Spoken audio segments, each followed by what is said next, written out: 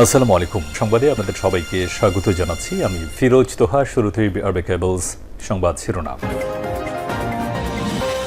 ইন্নালিল্লাহ। পুরো মধ্যপ্রাচ্যে আবারও তৃতীয় বিশ্বযুদ্ধ ছড়িয়ে পড়েছে। চলছে হামলার পর হামলা। জায়নবাদীদের কোনোভাবেই ছাড় দেওয়া হচ্ছে না। জায়নবাদীদের যেখানেই পাওয়া যাচ্ছে সেখানেই তাদেরকে কতল করছে ইরানের ইসলামী বিপ্লবী গার্ড বাহিনীর সদস্যরা। তারা জায়নবাদীদের একদম মাটির সঙ্গে মিশিয়ে দিচ্ছে। পরিস্থিতি খুবই জটিল আকার ধারণ করছে। পরিস্থিতি এতটাই তীব্র থেকে তীব্র আকার ধারণ করছে যে কোনোভাবে আর ইহুদিবাদীরা আর ভালো কোনো কিছু অর্জন করতে পারছে না। পুরো পরিস্থিতি একদম মাটির সঙ্গে মিশিয়ে দেওয়া হচ্ছে। চলছে হামলার পর হামলা। আর এরই মাঝে আমাদের হাতে এসে পৌঁছেছে এই যুদ্ধের সর্বশেষ গুরুত্বপূর্ণ সব থেকে তাজা আপডেট সংবাদ আপনাদের জানিয়ে দিব।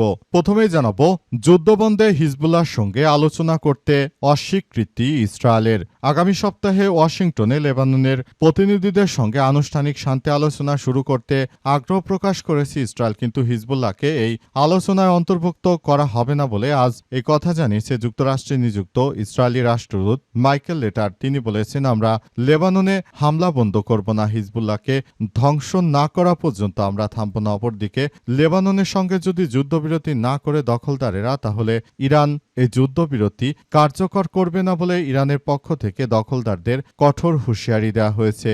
এই ঘটনায় পরিস্থিতি এখন থমথমে অবস্থা বিরাজ করছে। পরিস্থিতি কোন দিকে যায়, কি হয়, সেটি এখন পর্যন্ত স্পষ্ট করে বলা যাচ্ছে না।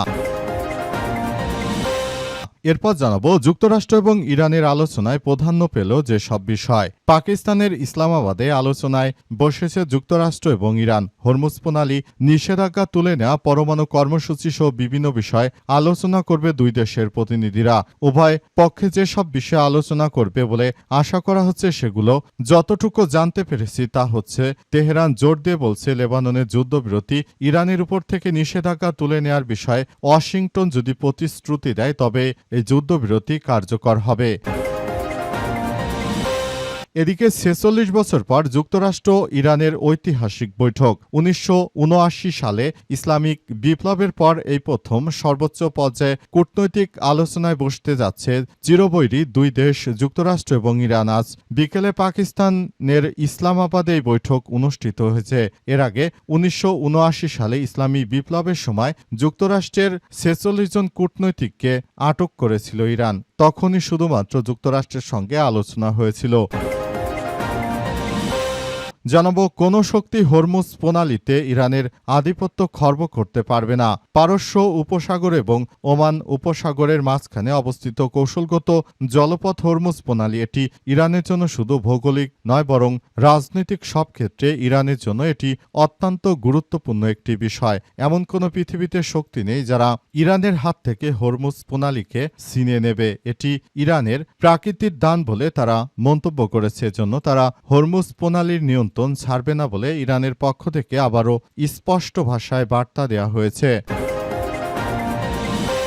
এবং সর্বশেষ জানাবো, বিএনপির মনোনয়ন ফরম নিলেন সেই সিথি। ত্রয়োদশ জাতীয় সংসদ নির্বাচনে সংরক্ষিত নারী আসনে নির্বাচন উপলক্ষে বিএনপির মনোনয়ন ফরম নিলেন আলোচিত মডেল ও অ্যাক্টিভিস্ট ফারজানা সিথি। আজ নয়াপল্টনে বিএনপির কেন্দ্রীয় কার্যালয়ে এসে তিনি মনোনয়ন ফরম জমা দিয়েছেন। ফারজানা সিথির বাড়ি যশোরে। তিনি আন্তর্জাতিক স্বেচ্ছাসেবী সংস্থা দ্য হাঙ্গার প্রজেক্ট বাংলাদেশের বরগুনা সদরের সম্পাদক হিসেবে দায়িত্ব পালন করেছেন। তিনি government college of applied human science ২০১৯-২০ সেশনের শিক্ষার্থী। প্রিয় দর্শক, এতক্ষণ শুনছিলেন সংবাদ শিরোনাম, এবারে বিস্তারিত।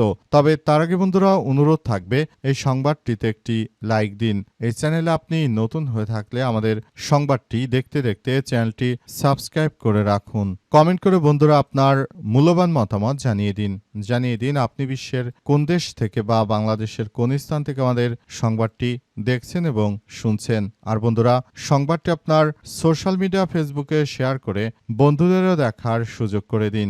গাজা যুদ্ধে আপনি যদি নিরীহ ফিলিস্তিনিদের ভালোবেসে থাকেন, বন্ধুরা কমেন্টে ইয়েস লিখে আমাদের এই সংবাদটি বিশ্ববাসীকে জানিয়ে দিন। এবারে বিস্তারিত। যুদ্ধবন্ধে হিজবুল্লাহর সঙ্গে আলোচনা করতে অস্বীকৃতি ইসরায়েলের। আগামী সপ্তাহে ওয়াশিংটনে লেবাননের প্রতিনিধিদের সঙ্গে আনুষ্ঠানিক শান্তি আলোচনা শুরু করতে আগ্রহ প্রকাশ করেছে ইসরায়েল, কিন্তু হিজবুল্লাহকে এই আলোচনায় অন্তর্ভুক্ত করা হবে না। শুক্রবার এই কথা জানিয়েছে মার্কিন যুক্তরাষ্ট্রের নিযুক্ত ইসরায়েলি রাষ্ট্রদূত মাইকেল লেটার।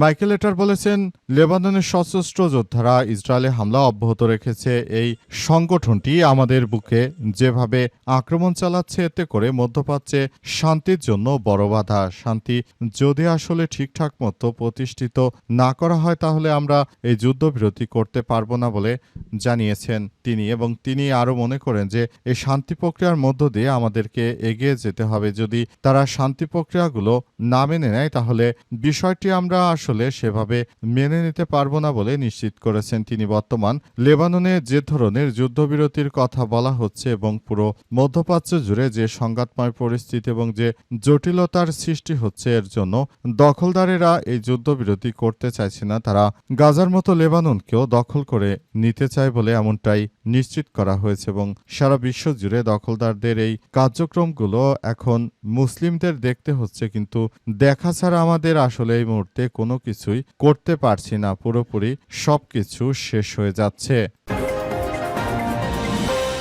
যুক্তরাষ্ট্র ইরানের আলোচনায় প্রাধান্য পাবে যেসব বিষয়। পাকিস্তানের ইসলামাবাদে আলোচনায় বসতে যাচ্ছে যুক্তরাষ্ট্র ইরান। হরমুজ প্রণালী নিষেধাজ্ঞা তুলে নেওয়া, পরমাণু কর্মসূচি সহ বিভিন্ন বিষয়ে আলোচনা করবেন দুই দেশের প্রতিনিধিরা। উভয় পক্ষ থেকে যেসব বিষয় আলোচনা করবেন বলে আশা করা হচ্ছে, সেগুলো নিচে দেয়া হলো। তেহরান জোর দিয়ে বলছে যে লেবাননের যুদ্ধবিরতি এবং ইরানের উপর থেকে নিষেধাজ্ঞা তুলে নেওয়ার বিষয়ে ওয়াশিংটনের প্রতিশ্রুতি দেওয়ার পরে কেবল আনুষ্ঠানিক আলোচনা শুরু হতে পারে।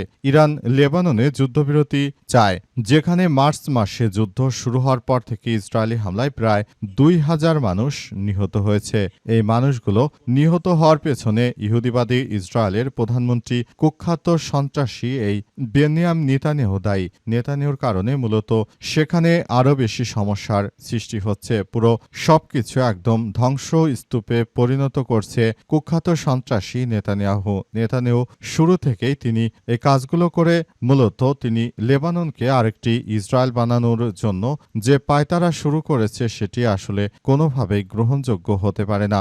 লেবাননের রাষ্ট্রটিকে যেভাবে দখলদার ইসরায়েলিরা ধ্বংস করার পায়তারা করছে, এটি কোনোভাবে আসলে মেনে নেওয়া হবে না বলে ইরানের পক্ষ থেকে নিশ্চিত করা হয়েছে। এবং আরও জানানো হয়েছে যে পরিস্থিতি এখন ধীরে ধীরে আরও জটিল আকার ধারণ করছে। আমরা চাই এই কার্যক্রমগুলো চলবে এবং এমনভাবে কার্যক্রমগুলো চালাতে হবে যাতে করে ভবিষ্যতে কখনো এই ধরনের কোনো সমস্যার সৃষ্টি না হয়।